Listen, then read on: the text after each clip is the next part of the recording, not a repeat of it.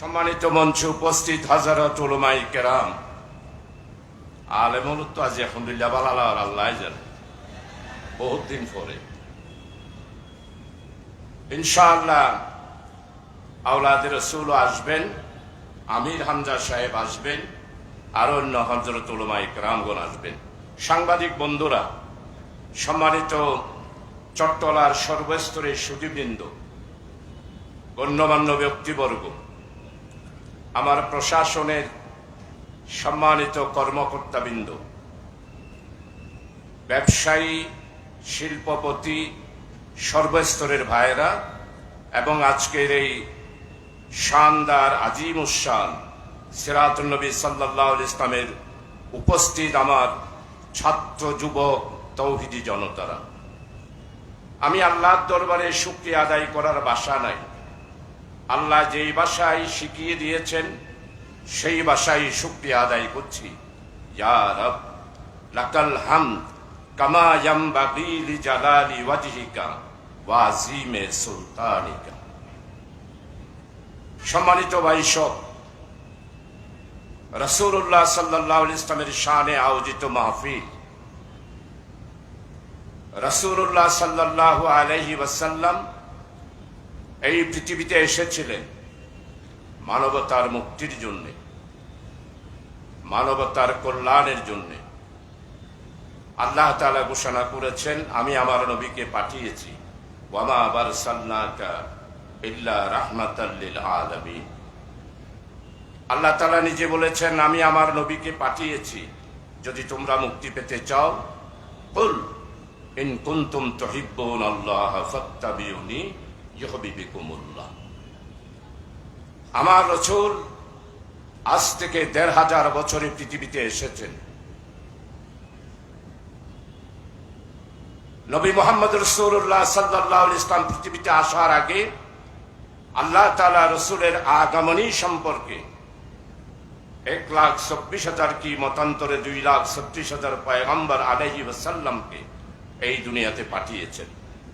সমস্ত নবী ঘোষণা দিয়েছেন, আখেরি পয়গম্বর নবী মুহাম্মদ রাসূলুল্লাহ সাল্লাল্লাহু আলাইহি ওয়াসাল্লাম আমি নবী চলে যাওয়ার পর সর্বশেষ নবী মুহাম্মদ রাসূলুল্লাহ সাল্লাল্লাহু আলাইহি ওয়াসাল্লাম দুনিয়াতে আসবেন। এই জন্য আমার নবীকে বলা হয় আখেরি পয়গম্বর, সাইয়্যিদুল আম্বিয়া।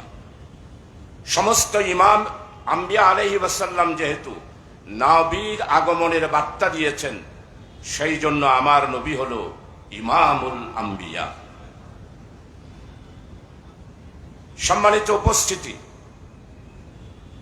আজকে আমরা লালদিঘির ময়দানে রাসূল আকরাম সাল্লাল্লাহু আলাইহি ইসলামের শানে বাংলাদেশ ইসলামী ছাত্র শিবির রাসূলুল্লাহ সাল্লাল্লাহু আলাইহি ইসলামের জীবন চরিত আলোচনা করার জন্য যুবক মুহাম্মদ সাল্লাল্লাহু আলাইহি ওয়াসাল্লাম আরবের আইয়ামে জাহেলিয়াতের যুগে কিভাবে সংস্কার করেছেন, কিভাবে তৎকালীন জাহেলিয়াতের যুগে কথাবার্তা বলেছেন, এইগুলো যুবকদের মাঝে দাওয়াত পৌঁছানোর জন্যই আজকের এই মাহফিল ছাত্র শিবির আয়োজন করেছে। প্রিয় ভাই সব, আমার নবী এই দুনিয়াতে এসেছিলেন জালেমদের বিরুদ্ধে, জুলুমের বিরুদ্ধে, অন্যায়ের বিরুদ্ধে, অত্যাচারের বিরুদ্ধে, দুর্নীতিবাজদের বিরুদ্ধে, লুটপাটের বিরুদ্ধে, হত্যাকারীদের প্রতিশোধ নেওয়ার জন্য আমার নবী মুহাম্মদ সাল্লাল্লাহু আলাইহি ওয়াসাল্লাম পৃথিবীতে এসেছিলেন। আমার নবীর জীবন থেকে কোনো অংশ বাদ দেওয়া যায় না। আজকে যারা আমার নবী থেকে রাজনৈতিক, সামাজিক, মানুষের চরিত্র, ব্যবহার, মানবতা বাদ দিয়ে আমার নবীকে যারা চিন্তা করেন, তাদের ব্যাপারে আল্লাহ তাআলা কোরআনে মাজিদের মধ্যে একটা সূরা নাজিল করেছেন। সেই সূরার নাম সূরা কাউসার।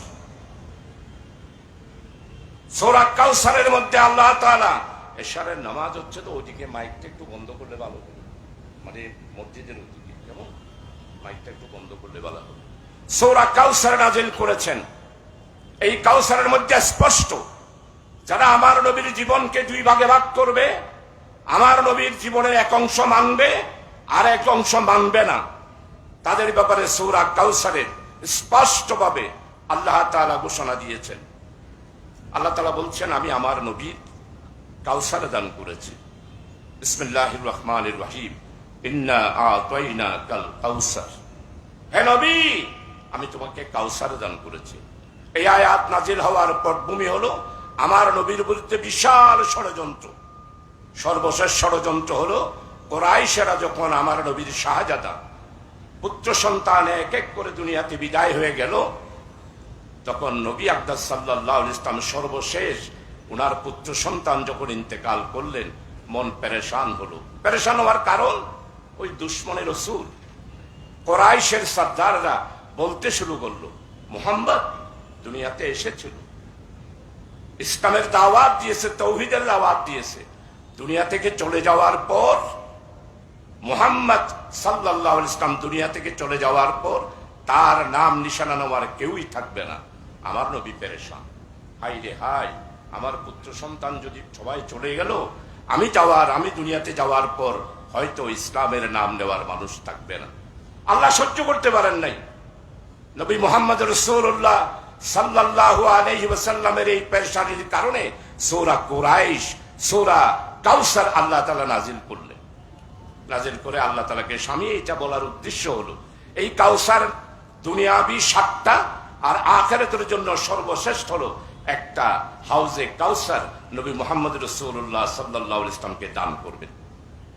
সেই হাউজে কাউসার থেকে যারা একবার পানি পান করবে, শেষ বিচারের দিন জান্নাত এবং জাহান্নামে যাওয়ার আগ পর্যন্ত এই সময়ের মধ্যে যারা হাউজে কাউসারের পানি পান করবে, তাদের পিপাসা আর লাগবে না। হাউজে কাউসারের বর্ণনা, পানি হলো দুধের মতো সাদা, আর হাউজে কাউসারের পানি হবে মধুর মতো মিষ্টি। এই মধুর মিষ্টির বিবরণ ইবনে কাসিরের মধ্যে, জালালাইনের মধ্যে, তাফসীরুল কোরআনের মধ্যে বিস্তারিতভাবে এসেছে। এই মিষ্টি হবে পৃথিবীতে যত মধু আল্লাহ তাআলা সৃষ্টি করবেন, সমস্ত মধুর চেয়েও মিষ্টি হবে হাউজে কাউসারের পানিগুলো। সুবহানাল্লাহি ওয়া বিহামদিহি।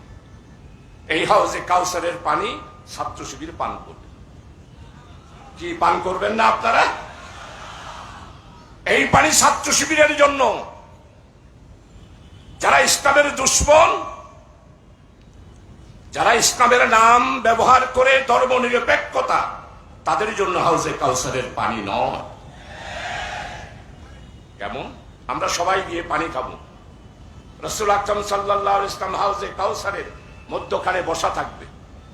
ছাত্র শিবিরের সভাপতি একটা পতাকা নেবে হাতের মধ্যে। আমাদের মহানগরী উত্তরের সভাপতি সেও একটা পতাকা নেবে। আমরা চট্টগ্রামবাসী সবাই বাবুর নেতৃত্বে সেখানে পানি খেতে যাব। তার নাম হলো কি? ফখরুল ইসলাম। কেন্দ্রীয় সভাপতির নাম মঞ্জুরুল আলম। পানি খাইতে যাবে, আমরা পিছনে পিছনে যাব। আলহামদুলিল্লাহ সবাই পানি পান করব। রাসূল আকরাম সাল্লাল্লাহু আলাইহি ওয়াসাল্লাম খুশি। ওমর, হাউজে কাউসারের দূরে কিছু মানুষ দেখা যাবে, তাদের কপালে সিজদার দাগ, হাতের মধ্যে ওযু করেছে, যে সেই ওযুর জগজগ করতেছে। তারা পানি পান করার জন্য দলে দলে আসবে, দলে দলে আসবে।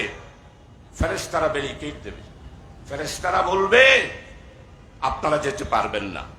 আমার নবী হাউজে কাউসার থেকে ডাক দেবে, ফেরেশতারা আমার উম্মতদেরকে ছেড়ে দেন, এরা তো আমার উম্মত, দেখতেছি এরা তো নামাজ পড়েছে, রোজা রেখেছে, উমরা হজ করেছে, এদেরকে আসতে দিন। ফেরেশতারা বলবে, ইয়া রাসূলুল্লাহ, আপনি দুনিয়া থেকে আসার পর এরা ইসলামকে 2 ভাগে ভাগ করেছে। মসজিদের ইসলাম সব পালন করেছে, উমরাও করেছে। উমরার টাকাগুলো হলো ব্যাংকের লুটপাটের টাকা। উমরার টাকাগুলো দুর্নীতির টাকা। একবারের জাবাই 5 বার উমরা করবে। আমার নবীকে যখন এগুলো বলা হবে, আমার নবী ডাক দিয়া বলবে, সহকান সহকান সহকান, দূর হয়ে যা, দূর হয়ে যা। এরা কারা বুঝতে পেরেছেন তো? এরা কারা বুঝতে পেরেছেন তো? দুর্নীতির টাকা দিয়ে যারা উমরা হজ করে, আমার দেশের গরিব মানুষের টাকা ব্যাংকের টাকা লুটপাট করে নিজের স্ত্রীকেও নিয়ে যায়। তাওয়াফের মাঠে তাদের স্ত্রীরা লিপস্টিক দিয়ে তাওয়াফ করে। 1000 বার উমরা করতে পারেন, আমি ফতোয়া দিয়ে যাচ্ছি এই উমরাকারীদেরকে হাউজে কাউসারে ওই যে সহকান বলে তুড়িয়ে দেওয়া হবে।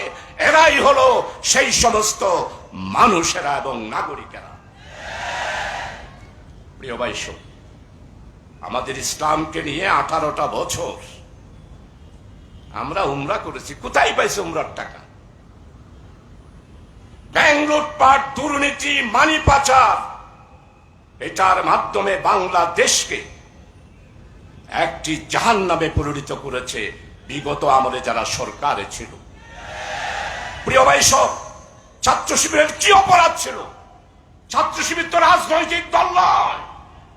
ছাত্র সংগঠনে ইসলাম এবং কোরআনের নবী মুহাম্মদ রাসূলুল্লাহ সাল্লাল্লাহু আলাইহি ইসলামের রেখে যাওয়া মিশনের দাওয়াত দেওয়ার জন্যই ইসলামী ছাত্র শিবির প্রতিষ্ঠা লাভ হয়েছিল 1977 সালের 6 ফেব্রুয়ারি। প্রতিষ্ঠা লগ্ন থেকে ছাত্র শিবিরের 400 স্কুল, কলেজ, ইউনিভার্সিটিতে আমার প্রিয় তরুণ ভাইয়েরা রক্ত দিয়েছে। সর্বশেষ বিগত সরকার, হ্যাঁ, জামাত ইসলামীকে আগেও ব্যান করেছেন, এখনো ব্যান করেছেন।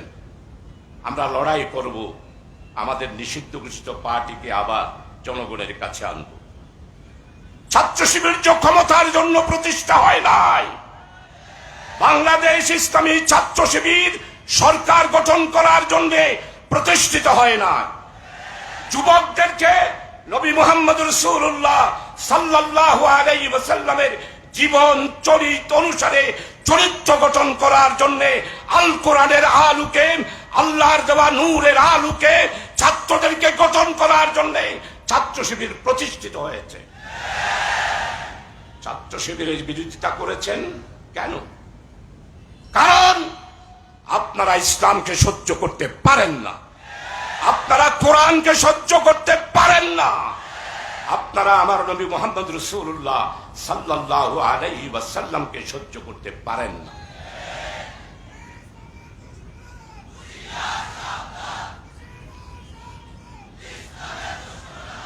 প্রিয় ভাই, বাংলাদেশ ইসলামী ছাত্র শিবিরকে 1 আগস্ট জামাত ইসলামের সাথে নিষিদ্ধ ঘোষণা করেছেন। পারেছেন? নিষিদ্ধ রাখতে পেরেছেন? পারেন নাই। আল্লাহ তাআলা মেহেরবানি করে, দয়া করে, এটা হলো ছাত্র শিবিরের কারামত। আমি চট্টগ্রামবাসীর সবাইকে বলতে চাই, কারামত খোঁজার জন্য আর কোথাও যেতে হবে না। কারামত খোঁজার জন্য বাংলাদেশ ইসলামী ছাত্র শিবিরের পতাকা তলে সমবেত হন। 1 তারিখ বেআইনি ঘোষণা করলো নিষিদ্ধ। 1 তারিখ গেল, 2 তারিখ গেল, 3 তারিখ গেল, 4 তারিখ। 1 তারিখ 4:30টায় নিষিদ্ধ ঘোষণা হলো। আর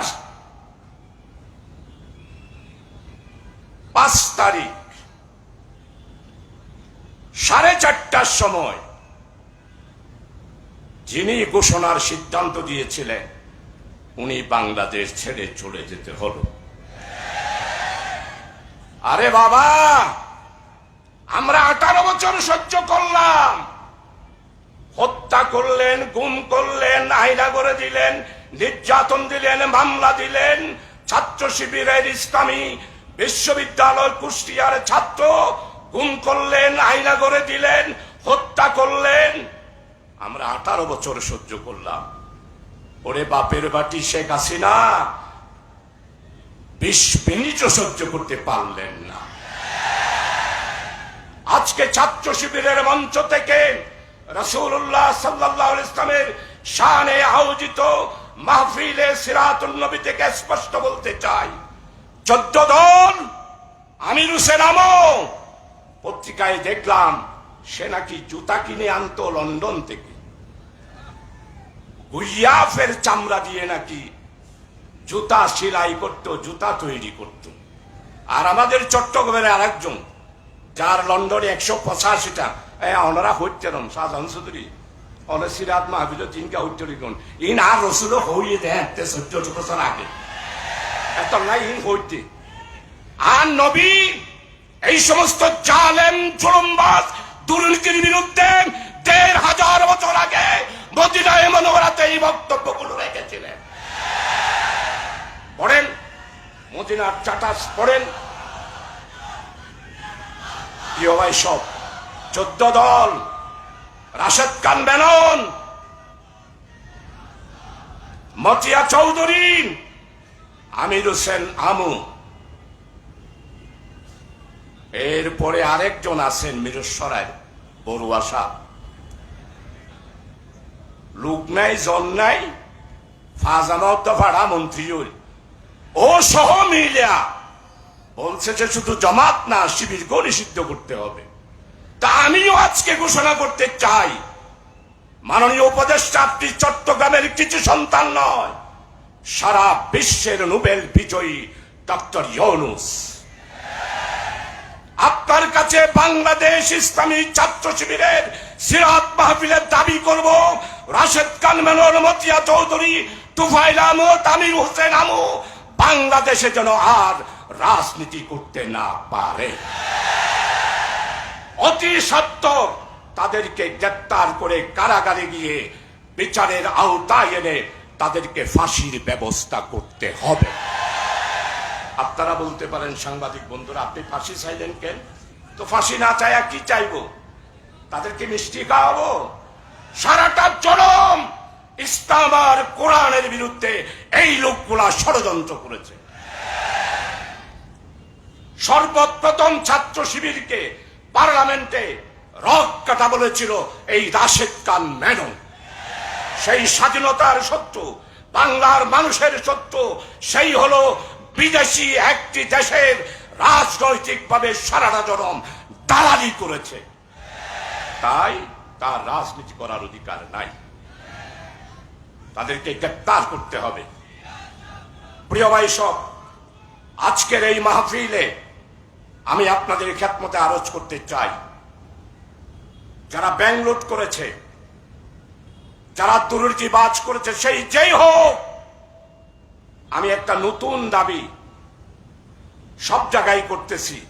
এই ব্যাংক লোন নেওয়ার ব্যাপারে যারা সুপারিশ করেছে, যেই ম্যানেজার লোন দিয়েছে, লোনের সুপারিশ নিয়ে যারা ঢাকায় গেছে, সম্মানিত উপদেষ্টা মহোদয়, আপনি জাতিসংঘের ভাষণ দিয়েছেন। সেই ভাষণ গত 100 বছরে জাতিসংঘে আর কেউ দিতে পারে নাই। আপনার ভাষণ বিশ্ব রেকর্ড হয়েছে। আজকে নয়াগঞ্জে একটা ফিচার উঠেছে। শেখ মুজিবের ভাষণ শুনেছি, শহীদ রাষ্ট্রপতি জিয়ার জাতিসংঘের ভাষণ শুনেছি, বেগম খালেদা জিয়ার ভাষণ শুনেছি, শেখ হাসিনার ভাষণ শুনেছি। ডক্টর ইউনূস জাতিসংঘে যেই ভাষণ দিয়েছে, মানবতার মুক্তির জন্য, কল্যাণের জন্য, বাংলাদেশকে আগামী দিনে নতুন বাংলাদেশ করার জন্য যেই বক্তব্য দিয়েছে, এটা একটি ঐতিহাসিক বক্তব্য হয়েছে।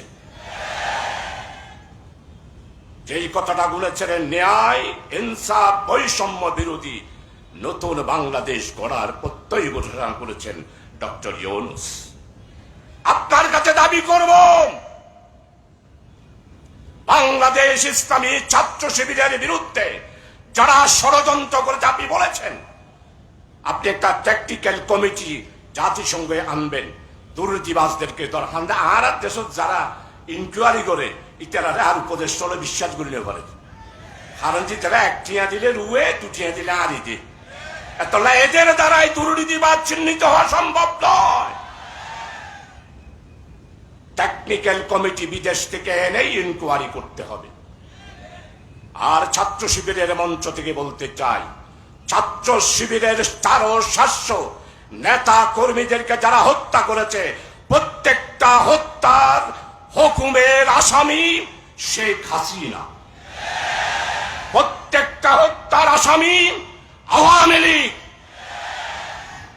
এদেরকে বিদেশ থেকে এনে বাংলাদেশের বিচারের আওতায় এনে তাদের ফাঁসির ব্যবস্থা করতে হবে।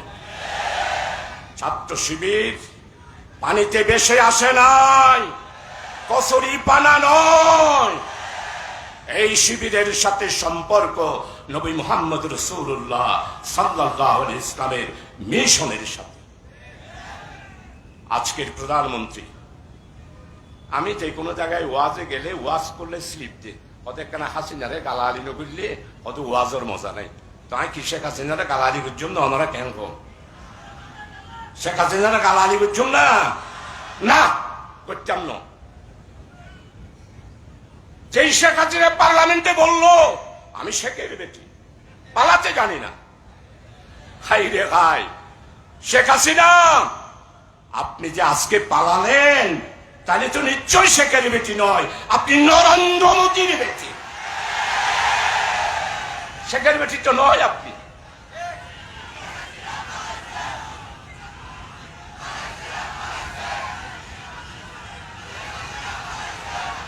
প্রিয় ভাই সব, আর আমার সময় নেই, 8টা বাজে আমার নামাজ হবে। বাংলাদেশের অর্থনীতি গঠন করার জন্য রাসূলুল্লাহ সাল্লাল্লাহু আলাইহি ইসলামের ইসলামী অর্থনীতিতে চলে যেতে হবে। সামাজিক সংস্কার করার জন্য বৈষম্য বিরোধী ছাত্র আন্দোলনের ভাইয়েরা যেই 9 দফা দিয়েছে, সেই 9 দফায় চলে যেতে হবে। আর বাংলাদেশকে যদি নতুন বাংলাদেশে রূপান্তরিত করতে হয়, তাহলে এই দেশের বুকে ন্যায়, ইনসাফ, বৈষম্যহীন একটি ইসলামী রাষ্ট্র আমাদের কায়েম করতে হবে। অর্থনীতিতে গত 18 বছরের লুটপাট আর দুর্নীতির মাধ্যমে যেই ক্ষতিগ্রস্ত হয়েছে, প্রিয় ভাই সব, সেই অর্থনীতিকে যদি আবার বিশেষ করে আমাদের জামায়াত ইসলামের বক্তব্য এখানে রাখতে পারবো, সভাপতি মুক্তাদার রাখতে পারবো পারবো না? আমাদের জামায়াত ইসলামী স্টেজ যখন পেয়ে গেছি, জামায়াত ইসলামীর কথা তো বলতেই হবে। আরো মাইকও পাইছি। আমাদের জামায়াত ইসলামী গামীর জামাত বাংলাদেশের নেতা নয়, উনি এখন বিশ্ববরণ্য একজন রাজনৈতিক নেতা এবং ইসলামী আন্দোলনের নেতা। ওনার 3টা বক্তব্য এখন গবেষণা হচ্ছে। একটা হলো আলেম ওলামাদের ঐক্য, 2 হলো সংখ্যালঘু আর সংখ্যাগুরু, হিন্দু মুসলিম বৌদ্ধ খ্রিস্টান, সংখ্যালঘু আর সংখ্যাগুরু নেই, আমরা সবাই বাংলাদেশের নাগরিক। এই বক্তব্যগুলো এখন বিশ্বে গবেষণা হচ্ছে। অনেকেই বলছেন, ডক্টর শফিক সাহেব মাফ করে দিয়েছেন, ভাই জামাত ইসলামীকে বুঝতে স্বাধীনতার পর যখন বলা হলো জামাত ইসলামী ভুল করেছে, মাপ চাইতে হবে, জামাত বলে না। বঙ্গবীর কাদের সিদ্দিকী বলল, 71 জামাত যা করেছে আমরা বুঝতে পারি নাই, 50 বছর পরে সেটা আজকে বুঝতে পারছি, বলে নাই?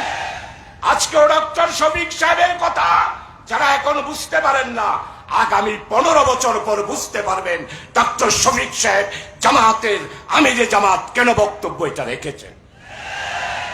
বাস, আর দীর্ঘ বক্তব্য নয়, প্রশাসনিক ব্যাপারে বলতে চাই। আপনারা গাপটি মেরে থেকে ভিতরে ভিতরে একটু উল্লাসিত হচ্ছেন। উল্লাসিত কি জন্য? ওই একজন বাংলাদেশ থেকে বলছে, আফা আপনি না এই বাংলাদেশের মানুষ আর হাদা দিতে ফেসবুকে দেখেন নাই? আফা আপনাকে আবার আসতে হবে। আফা ওই দিক থেকে উত্তর দিচ্ছে, তুমি চিন্তা করো না, আমি একদম কাছাকাছি আছি তোমাদের, এমনি ছট করে আবার বাংলাদেশে ঢুকে যাব। আফা আমরা জামাত শিবিরেরা আসি, আপনি চট করে আসবেন, আমরা ফট করে ধরবো, আর কট করে দিয়া ফত্তা নদীতে দলবল সহ ডুবাইয়া মারবো। তাই তো ডক্টর ইউনূস বলেছেন, ফ্যাসিস্ট তাদের বিরুদ্ধে যেই সমস্ত মামলা হয়েছে, এই মামলার বিচার শেষ হওয়া পর্যন্ত ওই দল আর ওই দলের দুর্নীতিবাজ, লুটপাটকারী, মানি লন্ডারিং, অর্থ পাচারকারী, এদের আর আমি রাজনীতি বাংলাদেশে করতে দেব না। নিষিদ্ধ ঘোষণার বাধ্যতা শিবিরেরও হইম দে এখন জেনে পারো ও তো হাজ করো মানুষের কাছে ইসলামের দাওয়াত পৌঁছিয়ে দে পারবেন দাওয়াত পৌঁছাই দিতে ব্যাস প্রত্যেকটা ঘরে ঘরে যুবক তরুণ ভাইদের কাছে আমার নবীর দাওয়াত আপনারা পৌঁছিয়ে দেবেন। বাংলাদেশ ইসলামী ছাত্র শিবির একটি নাম নয়, বাংলাদেশ ইসলামী ছাত্র শিবিরের বয়স ৭৭ সাল থেকে নয়, ইসলামী ছাত্র শিবিরের বয়স হয়েছে বিদায় হজের ভাষণে নবী মোহাম্মদ রাসূলুল্লাহ সাল্লাল্লাহু আলাইহি ওয়াসাল্লাম যে ভাষণ দিয়েছিল সেই দিন থেকেই ছাত্র শিবিরের জন্ম শুরু হয়েছে, ছাত্র শিবিরের ইসলামী আন্দোলনের যাত্রা শুরু হয়েছে। তাই প্রিয় ভাই সব আসুন, আমরা একটা কথা ঘোষণা করেছি, আমরা যদি ক্ষমতায় যাই কোল্যাটারাল ছাড়া 10 লক্ষ টাকা করে লোন প্রতিটা নাগরিকের কাছে দেব। তো বলছেন আরে প্রশ্ন করে 1 লাখ টিয়া লোন দিলে পারেন, আমরা 10 লাখ টিয়া হতে দেব। ও মারে যেটুকুন টিয়া শুধু আরা চট্টগ্রামের 2 পরিবার গোয়া মো আর গোয়া বাইনা নাম নহর। ওরে বাপ রে বাপ, গরিব দাম বলে বালুসের দাম, আমাদের দেশের বালুসের দাম ওগুয়া বালুর 7,000 টিয়া জিন্দিগিত কিয়ামত পর শুনিবেন না। এই হচ্ছে সরকারি কর্মকর্তারা। মাননীয় উপদেষ্টা ছাত্র শিবিরের স্টেজ থেকে আজকে দাবি করছি, প্রত্যেকটা সরকারি কর্মকর্তা 18 বছরে